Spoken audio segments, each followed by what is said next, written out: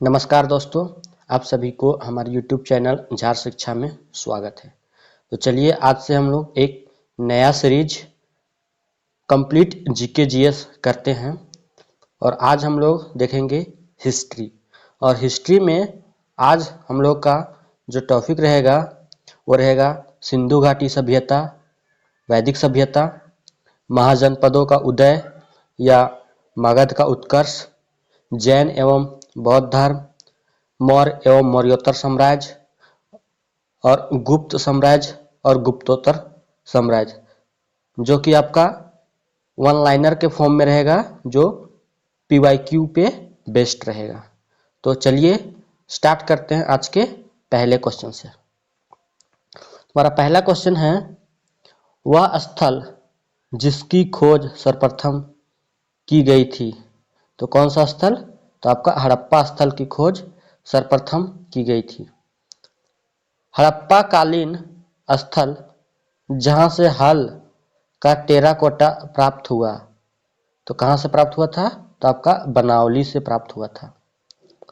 वह हड़प्पा नगर या हड़प्पा केंद्र जिसके बारे में माना जाता है कि मेसोपोटामिया के साथ सीधा समुद्र व्यापार था, तो किसके साथ? तो आपका लोथल के साथ।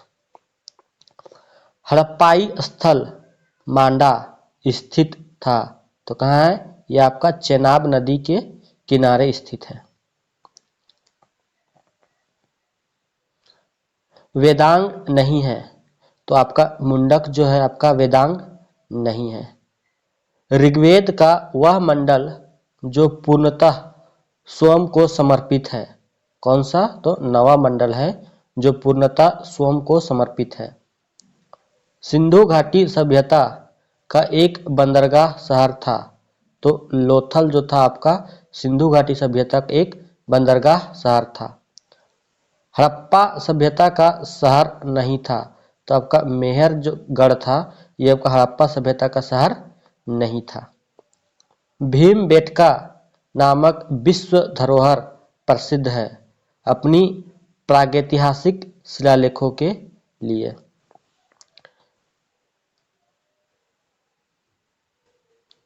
एक नवपाषाण सांस्कृतिक स्थल नहीं है, तो कुंतासी जो है आपका नवपाषाण सांस्कृतिक स्थल नहीं है। वैदिक काल के महत्वपूर्ण देवता हैं, तो अग्नि, इंद्र और सोम जो है आपके वैदिक काल के महत्वपूर्ण देवता हैं। सिंधु घाटी सभ्यता की डांसिंग गर्ल की मूर्ति डैश में ढाली गई थी, तो किससे? तो आपका कांस्य से ढाली गई थी। हड़प्पा और मोहनजोदड़ो के प्राचीन शहर बसाए गए, तो कहाँ? तो सिंधु नदी के किनारे। सिंधु घाटी सभ्यता के बारे में सत्य नहीं है, तो पशु का मांस प्रमुख भोजन था, ये सत्य नहीं है।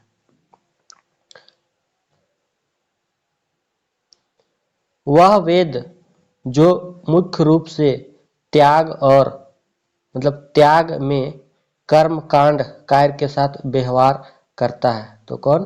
तो यजुर्वेद। वह वेद जो संगीत के वेद के रूप में जाना जाता है, सामवेद, यानी सामवेद को संगीत के वेद के रूप में जाना जाता है। प्राचीन शहर लोथल जो अब एक प्रमुख पुरातात्विक स्थल के रूप में प्रसिद्ध है, भारत में स्थित है। कहाँ? तो गुजरात राज्य में स्थित है। कौन? लोथल। ऋग्वेद को कितने मंडलों या पुस्तकों में विभाजित किया गया है? तो 10 मंडलों में विभाजित किया गया है। प्रागैतिहासिक काल के पहले युग को कहा जाता है, तो पुरापाषाण काल कहा जाता है। सिंधु घाटी 4 बड़ी प्राचीन शहरी सभ्यताओं का एक गृह था, उनमें से एक नहीं है, तो रूस नहीं है। सिंधु घाटी सभ्यता के 2 प्राचीन नगर हड़प्पा और डैश खुदाई करने पर सामने आए, तो हड़प्पा और मोहनजोदड़ो। सुरकोटदा का पुरातात्विक स्थल स्थित है, तो सुरकोटदा आपका गुजरात में अवस्थित है।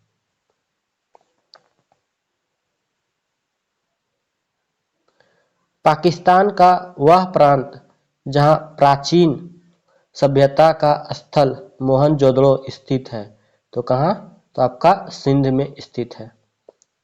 वह स्थान जहां पर पुरातत्वविदों को 5 जंगली कुत्तों और 12 सिंह के अवशेष प्राप्त हुए हैं, तो कहाँ, तो बुर्जहोम में। वेदांत कहा जाता है, तो किसको, तो उपनिषद को वेदांत कहा जाता है। नवपाषाण स्थल द ओजली हैंडिंग स्थित है, तो कहाँ, तो आपका असम में स्थित है। कौन सा, ओजली हैंडिंग। भारत में शुतुरमुर्ग पाए जाते थे, तो पुरापाषाण काल में। पुरातात्विक स्थल इनाम गांव स्थित है, कहाँ, यह आपका महाराष्ट्र में स्थित है। पुरातत्व स्थल कोल्डिहुआ स्थित है, तो कहाँ, यह आपका उत्तर प्रदेश में स्थित है। सिंधु घाटी सभ्यता की सबसे पुरानी खोज माना जाता है, किसको, तो भिरडाना को माना जाता है। मतलब सिंधु घाटी सभ्यता की सबसे पुरानी खोज आपका भिरडाना को माना जाता है, किसको, तो भिरडाना को। ऋग्वैदिक काल में आर्यनी देवी है, तो किसको, तो वन की आर्यनी देवी माना जाता है। प्राचीन सभ्यताओं में से सबसे बड़ी सभ्यता है, तो कौन सा, तो सिंधु घाटी सभ्यता है। बुर्जहोम नवपाषाण युगीन स्थल स्थित है, तो कहाँ, तो आपका ये जम्मू कश्मीर में स्थित है। वह हड़प्पा कालीन स्थल जहां से जुताई वाले क्षेत्र के साक्ष्य मिले हैं, तो कहाँ से, तो आपका कालीबंगा से मिले हैं। अब देखते हैं महाजनपदों का उदय या मगध का उत्कर्ष से जो PYQ क्वेश्चन पूछे गए हैं, वो क्वेश्चन देखते हैं। पहला है कि वह राजवंश जिसने मगध साम्राज्य पर शासन नहीं किया था, तो किसके द्वारा, तो गुप्त जो था वह मगध साम्राज्य पर शासन नहीं किया था। 16 महाजनपदों में से किसकी राजधानी तक्षशिला थी, तो गांधार की राजधानी जो कहाँ थी, वो तक्षशिला थी। वह बौद्ध ग्रंथ जो 16 महाजनपदों का उल्लेख करता है, तो कौन सा, तो अंगुत्तर निकाय। प्रारंभ में राजगाह जो आधुनिक डैश के राजगीर का प्राकृत नाम है, जो मगध की राजधानी थी, तो कहाँ है, यह आपका आधुनिक बिहार। राजशाही राज्यों में से एक नहीं है जो कि 7वीं और 6ठी सदी के शुरू में ईसा पूर्व भारत में मौजूद है, तो कौन, तो आपका वैशाली। मिहिर भोज शासक थे, तो किसके, तो प्रतिहार वंश के। तक्षशिला की ओर से बढ़ते हुए सिंधु नदी को पार करने के बाद 326 ईसा पूर्व में भारत पर आक्रमण किया था, किसने, तो सिकंदर ने आक्रमण किया था। प्राचीन काल में बौद्ध काल के दौरान कपिलवस्तु के शासक थे, तो कौन थे, तो आपके शाक्य थे। 326 ईसा पूर्व में सिकंदर और राजा पोरस के बीच युद्ध किस नदी के किनारे पर लड़ा गया था, तो आपका झेलम नदी के किनारे लड़ा गया था। हरकन्या वंश का वह शासक जो अजातशत्रु का पुत्र था और जिसने पाटलिपुत्र नगर की नींव रखी थी, तो कौन था, तो आपका उदयन था। महाजनपदों के राजाओं ने किले बनवाए क्योंकि वे सुरक्षा प्रदान करते थे। प्रसिद्ध चिकित्सक जीवक की नियुक्ति की गई थी बिंबिसार के दरबार में। 16 शक्तिशाली महाजनपद मौजूद थे प्राचीन भारत में। मगध एक शक्तिशाली महाजनपद होते हुए भी वैशाली बिहार में अपनी राजधानी वज्जी सहित प्रशासन के एक अन्य स्वरूप के अधीन था जो कहलाता था गण या संघ। अब देखते हैं बौद्धिज्म एवं जैनिज्म से बनने वाले प्रश्न।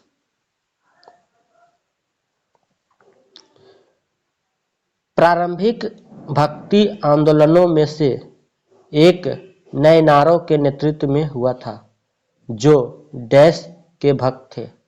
तो किसके भक्त थे? तो आपका शिव के भक्त थे। जैन धर्म के पहले तीर्थंकर थे। तो जैन धर्म के पहले तीर्थंकर कौन थे? तो आपका ऋषभ देव थे। बौद्ध धर्म के अधिकांश ग्रंथ लिखे गए थे तो पाली भाषा में लिखे गए थे। वह शासक जिसके शासनकाल के दौरान बौद्ध धर्म महायान और हीनयान में विभाजित हुआ था कौन था? तो आपका कनिष्क था।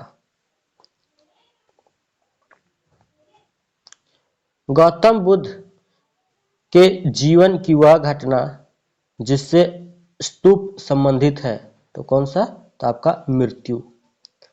बुरी आत्माओं को भगाने के लिए बौद्धों द्वारा किया जाने वाला हिमाचल प्रदेश के नृत्य का एक रूप है तो कौन सा? तो छम नृत्य है। भगवान गौतम बुद्ध के जीवन काल के दौरान 7वीं और 6ठी शताब्दी ईसा पूर्व में कितनी महान शक्तियां यानी महाजनपद अस्तित्व में थी? तो आपका कितनी थी? तो 16 थी। लाइट ऑफ एशिया यानी एशिया की ज्योति के रूप में जाना जाता है तो किसको? तो बुद्ध को। जातक कथाएं किस संप्रदाय से जुड़ी हुई है? तो आपका बौद्ध धर्म से जुड़ी हुई है। भगवान महावीर की शिक्षाओं के संकलन को कहा जाता है तो आगम सूत्र कहा जाता है। 5वीं शताब्दी ईसा पूर्व में लिखा गया पाली कैनन मूल ग्रंथ है तो बौद्ध धर्म का है। वह धार्मिक समुदाय जो व्यवहारिक जीवन में 10 सार्वभौमिक गुणों का पालन करके आत्म शुद्धि और उत्थान के लिए प्रतिवर्ष पर्युषण पर्व मानता है तो कौन? तो जैन समुदाय। 12वीं सदी के कर्नाटक में वीर शैव अनुयायी थे तो किसके? तो बसवन्ना के। तीसरी बौद्ध संगति आयोजित की गई थी कहाँ? तो पाटलिपुत्र में। 4 महान सत्य यानी कि द 4 नोबल ट्रुथ की अवधारणा है तो किसकी? तो बौद्ध धर्म की। गौतम बुद्ध का जन्म हुआ था तो कहाँ? लुम्बिनी नेपाल में हुआ था। धार्मिक ग्रंथ त्रिपिटक संबंधित है किससे? तो बौद्ध धर्म से।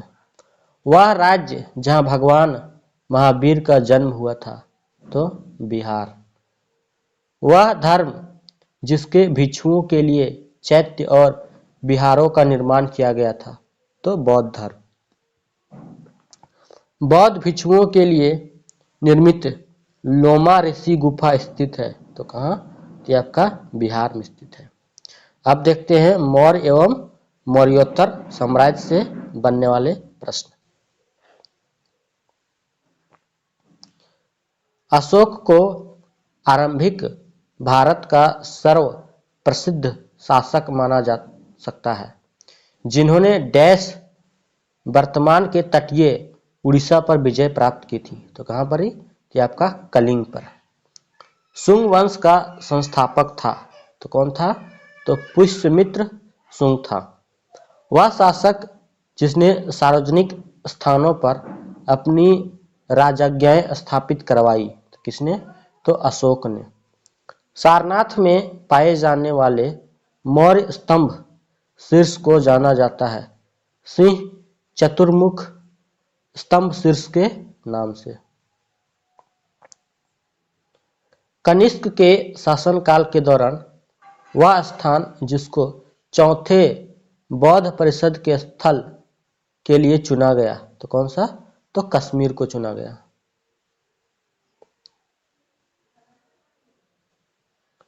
सारनाथ में स्थित वह स्तूप जिसका निर्माण महान मौर्य सम्राट अशोक ने किया था, यह भारत में स्थित प्रमुख बौद्ध संरचनाओं में से एक है।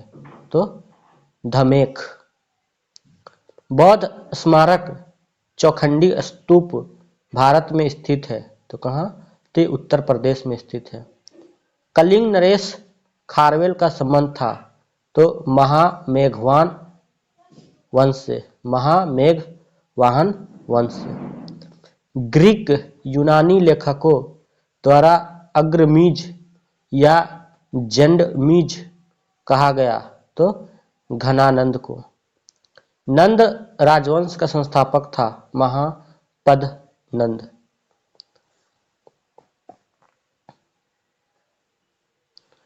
वह शासक जिसके दरबार में यूनानी राजदूत मेगास्थनीज था तो चंद्रगुप्त। अशोक द्वारा नियुक्त धार्मिक अधिकारी जाने जाते थे तो धम्मा महामता नाम से। मौर्य साम्राज्य की राजधानी थी पाटलिपुत्र। बोध गया में महाबोधि मंदिर परिसर में पहला मंदिर बनवाया था अशोक ने। चंद्रगुप्त मौर्य ने मौर्य साम्राज्य की स्थापना की थी नंदों को हराकर। भारत में वैष्णववाद में वृद्धि का प्रथम हेलियोडोरस स्तंभ स्थित है तो विदिशा शहर में।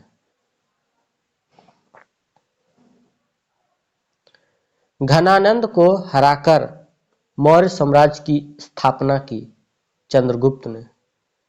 चंद्रगुप्त वन के बाद राजा बनने वाले उसके पुत्र का नाम था समुद्रगुप्त। भारत के पूरे उपमहाद्वीप पर मौर्य साम्राज्य का विस्तार किया चंद्रगुप्त के बेटे बिंदुसार ने। अशोक के शिलालेखों में किस लिपि के सबसे अच्छे उदाहरण मिलते हैं तो ब्राह्मी लिपि के। वह शासक जिनका योहिजी खानाबदोश लोगों से निकट संबंध था तो दीननाग। वह राजा जिसने ओडिशा में उदयगिरी की पहाड़ियों में हाथी गुफा शिलालेख का उत्तीर्ण करवाया तो खारवेल ने। मौर्य प्रशासन के अंतर्गत शीताध्यक्ष अधिकारी थे तो कृषि के। ओडिशा में जौगढ़ में स्थित ऐतिहासिक स्थल है तो अशोक का शिला अभिलेख स्थल। शैलकृति स्तंभों को दर्शाते हैं तो मौर्य स्तंभ। अमरावती स्तूप भारत में स्थित है आंध्र प्रदेश में। चट्टानों को काटकर बनाई गई सबसे पुरानी बची हुई बराबर गुफाएं हैं तो मौर्य साम्राज्य काल की। सिकंदर ने भारत पर हमला किया था तो 326 ईसा पूर्व में। देवा नाम प्रिय यानी देवों का प्यारा के नाम से जाना जाता है अशोक। आप देखेंगे गुप्त साम्राज्य और गुप्तोत्तर साम्राज्य से बनने वाले प्रश्न। प्रभावती गुप्ता आरंभिक भारत के सबसे महत्वपूर्ण शासक लगभग 375 से 415 ईसा पूर्व की पुत्री थी। तो किसकी पुत्री थी? तो चंद्रगुप्त द्वितीय की पुत्री थी। डैश ने राजा हान हो ती से युद्ध किया था जो चीन के हान राजवंश के राजा थे। और द्वितीय प्रयास में उसे हराया था। तो कौन? तो कनिष्क ने राजा हान हो ती से युद्ध किया था। महाराजा धीराज की उपाधि लेने वाले प्रथम गुप्त शासक था तो चंद्रगुप्त वन था।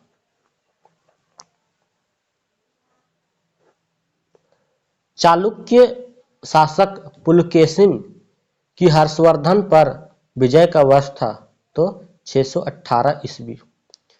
गुप्त वंश का अंतिम शासक था विष्णुगुप्त। चीनी यात्री सुंग यून भारत आया तो 518 ईस्वी में।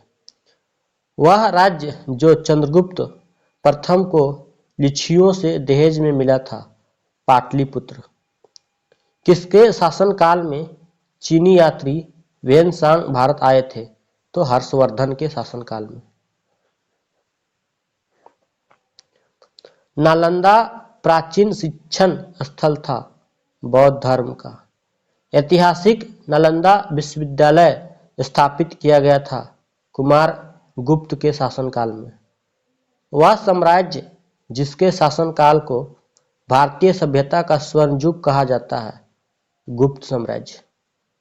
3री शताब्दी में वाकाटक वंश का संस्थापक था तो विंध्य शक्ति। गुप्तकालीन शासक था तो विक्रमादित्य। पिकॉक टापू मंदिर को डैश के नाम से भी जाना जाता है तो उमानंद मंदिर। गुप्त काल के दौरान सोने के सिक्कों को पुकारा जाता था दिनार नाम से।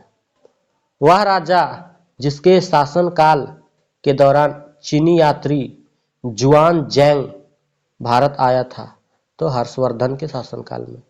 618 ईस्वी में हर्षवर्धन को हराया था तो पुलकेशिन द्वितीय ने। दोस्तों, अगर ये वीडियो आपको अच्छी लगी हो तो वीडियो को लाइक, शेयर और चैनल को जरूर से जरूर सब्सक्राइब करें। इसी प्रकार से चैनल पे और भी वीडियो अपलोड किए जाते रहेंगे तो आप लोग चैनल के साथ जुड़े रहें। थैंक यू एंड धन्यवाद।